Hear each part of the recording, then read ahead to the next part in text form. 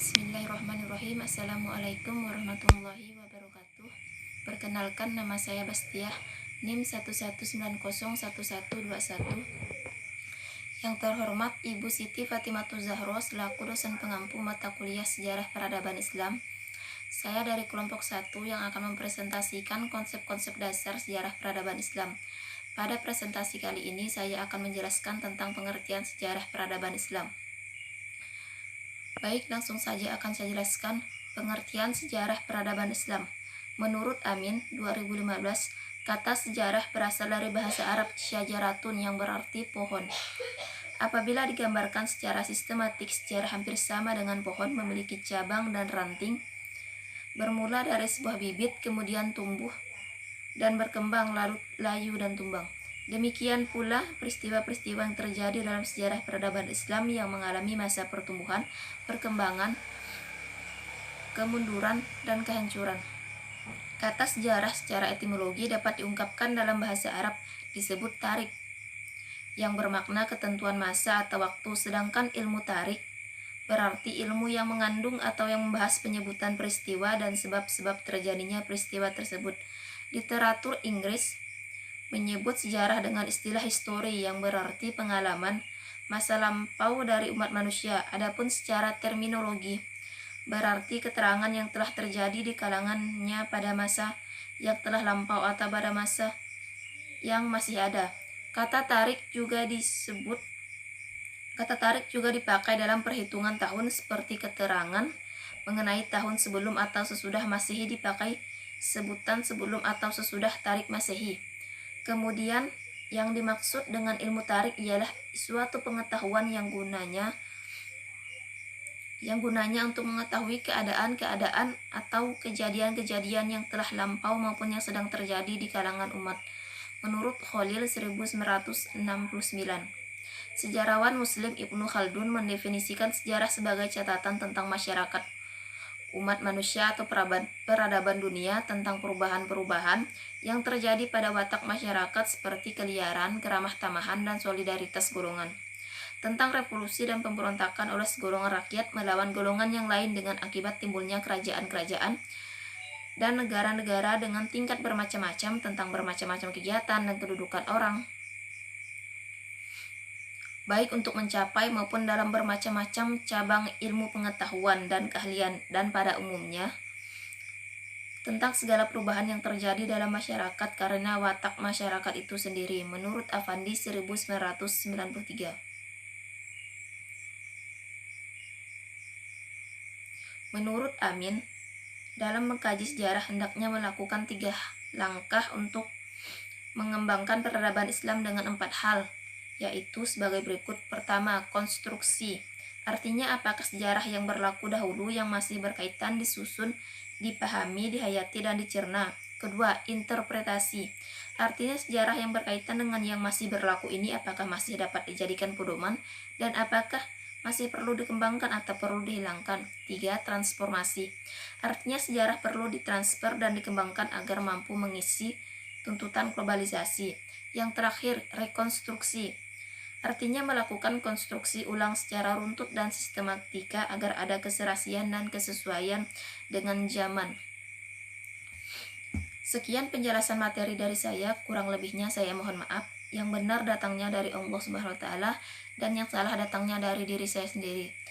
Wabillahi taufik wal hidayah. Wassalamualaikum warahmatullahi wabarakatuh. Sekian dan terima kasih. Bismillahirrahmanirrahim. Assalamualaikum warahmatullahi wabarakatuh. Perkenalkan, nama saya Taufik Hidayat, NIM 11901243, kelas D semester 2, Pendidikan Agama Islam. Nah, di sini saya ingin menjelaskan tentang pengertian metode-metode sejarah. Pertama, metode sejarah adalah proses menguji dan menganalisis secara kritis rekaman dan peninggalan dari masa lampau.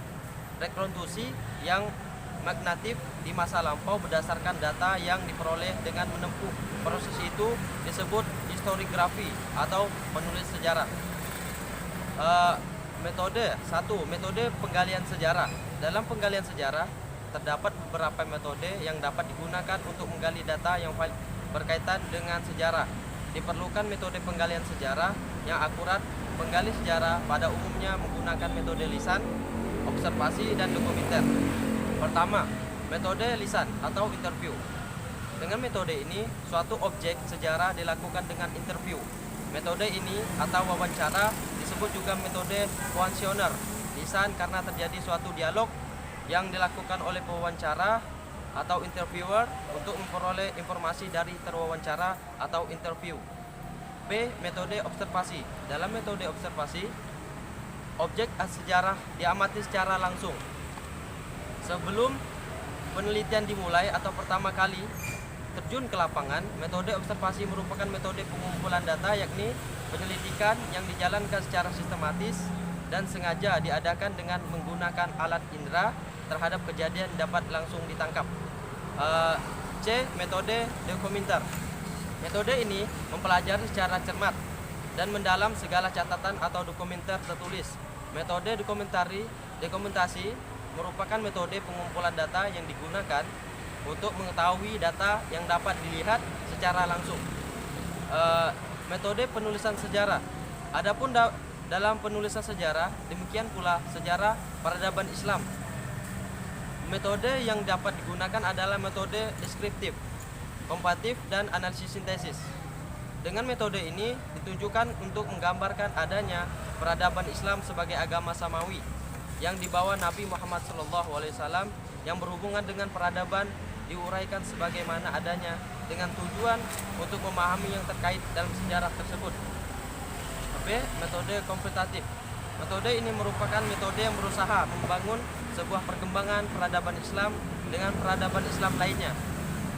Dan terakhir, metode analisis sintesis. Metode ini merupakan metode yang dilakukan dengan melihat sesosok peradaban Islam secara lebih kritis. Ada analisis dan bahkan yang luar biasa serta kesimpulan yang spesifik. Dengan demikian akan tampak adanya kelebihan dan kehasan peradaban Islam tersebut. Demikian pembahasan saya, kurang dan lebihnya mohon maaf. Wabillahi taufiq wal hidayah. Wassalamualaikum warahmatullahi wabarakatuh. Assalamualaikum warahmatullahi wabarakatuh. Baiklah, kali ini saya akan mempresentasikan hasil kerja saya yang bertemakan ilmu bantu sejarah dan ilmu dasar. Yang pertama adalah paleontologi. Paleontologi adalah ilmu yang mengkaji bentuk-bentuk kehidupan purba yang pernah ada di muka bumi, terutama fosil-fosil. Fosil berasal dari bahasa Yunani silis, yang berarti apa yang digali atau dikeluarkan dari tanah. Kemudian kata ini memiliki arti khusus yang mengenai sisa-sisa binatang dan tumbuhan-tumbuhan itu tetap terpelihara karena telah membantu serta tersimpan selama ratusan juta tahun. Yang kedua, paleontropologi. Kalau paleontropologi merupakan ilmu yang mempelajari fosil-fosil binatang dan tumbuh-tumbuhan, maka paleontropologi adalah ilmu yang mempelajari manusia purba sehingga disebut juga antropologi ragawi. Objek yang dipelajari ialah fosil-fosil manusia purba. Ilmu ini bertujuan untuk merekonstruksi asal-usul manusia, evolusi, persebarannya, lingkungannya, cara hidup, dan budayanya. Yang ketiga, arkeologi. Arkeologi adalah kajian ilmiah mula-mula menghasilkan kebudayaan prasejarah dengan cara penggalian, ekskavasi, dan pemaparan atau deskripsi sisa-sisa peninggalan prasejarah. Yang keempat, paleografi. Paleografi adalah kajian tentang tulisan-tulisan kuno, termasuk ilmu membaca, menentukan waktu atau tanggal, dan menganalisis tulisan-tulisan kuno yang ditulis di atas papirus, tablet-tablet tanah liat, tembikar, kayu, perkamen atau velum, kertas, lontar atau daun enau. Yang kelima, epigrafi.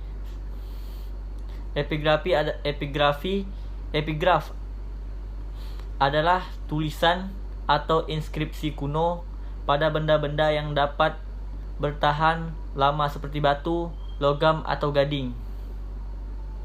Yang keenam adalah ikonografi. Ikonografi adalah ilmu tentang arca-arca atau patung-patung kuno dari zaman prasejarah dan sejarah. Arca-arca atau patung-patung ini dapat berdiri sendiri atau merupakan bagian dari bangunan-bangunan keagamaan seperti kuil, gereja, atau candi. Yang ketujuh, numismatik. Numismatik adalah ilmu yang mempelajari mata uang atau koin, asal-usul teknik pembuatannya, sejarah, mitologi, dan seninya. Yang kedelapan adalah ilmu keramik. Keramik adalah nama umum untuk tembikar, Cina, dan porselin. Pengetahuan tentang keramik merupakan ilmu bantu sejarah dan kesenian yang penting. Hasil kajian tentang benda-benda ini merupakan bahan penting untuk penyusunan sejarah, baik untuk periode sejarah, baik untuk periode prasejarah maupun periode sejarah. Yang kesembilan, genealogi. Genealogi adalah pengetahuan mengenai asal-usul nenek moyang atau keturunan keluarga seseorang atau beberapa orang. Dahulu kaisar-kaisar atau raja-raja ataupun orang-orang terkemuka biasa membuat pohon silsilah atau family tree untuk menunjukkan asal-usul leluhurnya. Yang ke-10 terakhir adalah filologi. Filologi adalah ilmu yang mempelajari naskah-naskah kuno. Naskah-naskah itu ditulis dalam bahasa-bahasa Jawa kuno, Sunda kuno, atau Melayu. Naskah-naskah itu ada yang penting untuk sejarah Indonesia pada umumnya, tetapi ada pula untuk sejarah lokal khususnya. Mungkin sekian penyampaian dari saya, kurang lebihnya saya mohon maaf. Assalamualaikum warahmatullahi wabarakatuh. Bismillahirrahmanirrahim. Allahumma sholli ala sayyidina Muhammad wa ala ali sayyidina Muhammad. Baiklah, di sini saya akan melanjutkan penjelasan dari teman saya dari kelompok kami, yaitu kelompok 1. Di sini saya akan menjelaskan tentang manfaat mempelajari sejarah peradaban Islam. Jadi kalau ditanya apa sih manfaat sejarah itu apa sih? Nah, maka di sini kita bisa menjawab. Saya akan mengambil 3 poin dari manfaat mempelajari sejarah peradaban Islam. Yang pertama yaitu manfaat edukatif atau pembelajaran. Di dalam sejarah Islam itu banyak sekali pembelajaran, mulai dari sejarah Nabi Muhammad SAW sampai sejarah Kesultanan Ottoman. Contoh salah satunya adalah yaitu tentang akhlak. Rasulullah diutus ke muka bumi ini hanya untuk menyempurnakan akhlak. Di situ banyak sekali pembelajarannya, mulai dari akhlak diam, akhlak qanaah, akhlak mujahadah, akhlak uzlah, banyak macam. Dan itu semuanya telah dilakukan oleh baginda Rasulullah SAW. Tinggal kita lagi, apakah kita mau mengambil pembelajaran dari itu atau tidak. Itu yang pertama, yaitu edukatif.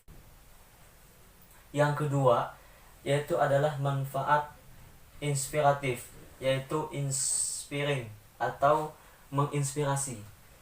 Banyak kisah-kisah Islam yang menginspirasi kita. Bagaimana perjuangan para sahabat dalam pembebasan kota-kota, bagaimana perjuangan para tabi'in, bagaimana perjuangan umat Islam dahulu untuk membebaskan manusia dari kejahilian. Salah satunya adalah pembebasan Konstantinopel. Jadi banyak nilai-nilai inspirasi. Dalam sejarah itu banyak kisah-kisah yang menginspirasi kita.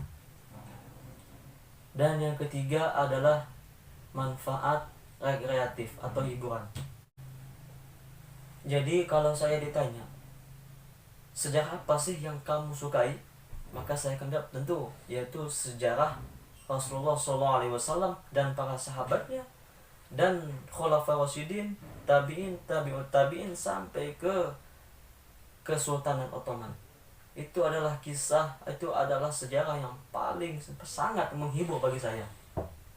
Karena di sana banyak sekali pembelajaran, tadi banyak sekali inspiratifnya.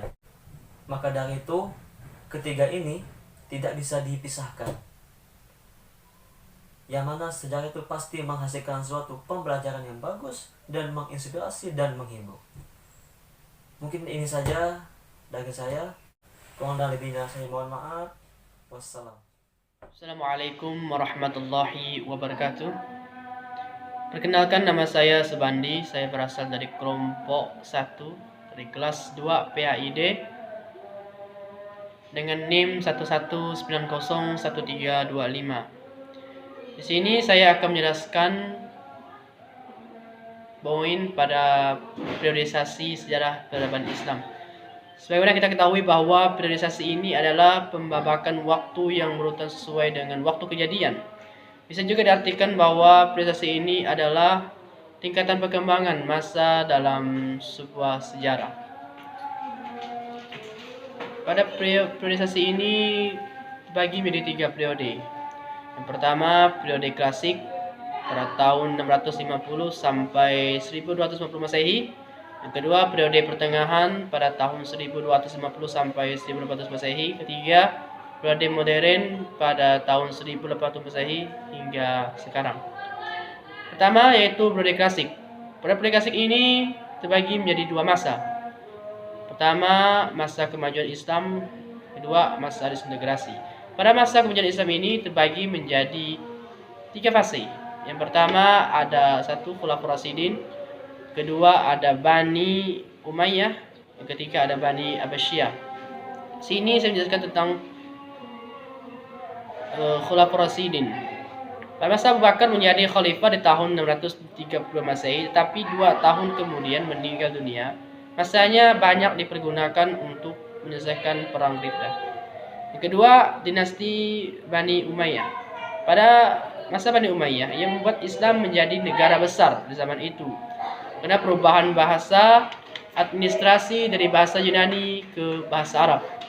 Yang ketiga ada Bani Abbasiyah. Pada masa inilah perhatiannya pada ilmu pengetahuan dan filsafat Yunani memuncak, terutama di zaman Harun. Yang kedua ada masa disintegrasi. Pada periode ini terjadi perang salib di Palestina dengan jatuhnya Asia Kecil ke tangan dinasti Salju. Masuk ke periode kedua, yang mana periode pertengahan pada tahun 1250 sampai 1400 Masehi. Periode ini dibagi dalam 2 masa. Yang pertama masa kemunduran, kedua masa 3 kerajaan besar. Masa kemunduran pada zaman ini Genghis Khan dan keturunannya dalam menghancurkan dunia Islam. Pada masa ini juga desentralisasi dan disintegrasi dalam dunia Islam meningkat. Kedua, masa 3 kerajaan besar. Yang pertama ada 3 fase. Pertama, fase kemajuan pada tahun pertama pada fase kemajuan. Pada fase kemajuan ini merupakan fase kemajuan Islam 2. Kemajuan Islam 2 ini lebih banyak kemajuan dalam bidang politik dan jauh lebih kecil dari kemajuan Islam 1. Yang kedua, ada fase kemunduran. Dalam perperangan dengan negara-negara ini, kerajaan Utsmani mengalami kekalahan dan daerahnya diperkecil sedikit demi sedikit. Nah, pada masa 3 kerajaan besar ini dibagi menjadi 2 fase tadi, bukan 3, jadi 2 fase, yaitu fase kemajuan dan fase kemunduran. Periode yang ketiga yaitu periode modern. Pada periode ini bahwa zaman kebangkitan Islam, ekspedisi Napoleon di Mesir yang berakhir tahun 1801 Masehi membuka mata dunia Islam, terutama Turki dan Mesir, akan kemunduran dan kelemahan umat Islam di samping kemajuan dan kekuatan Barat. Hanya ini saja dapat saya jelaskan pada periodisasi sejarah peradaban Islam. Semoga bermanfaat untuk kita semua. Sekian dan terima kasih.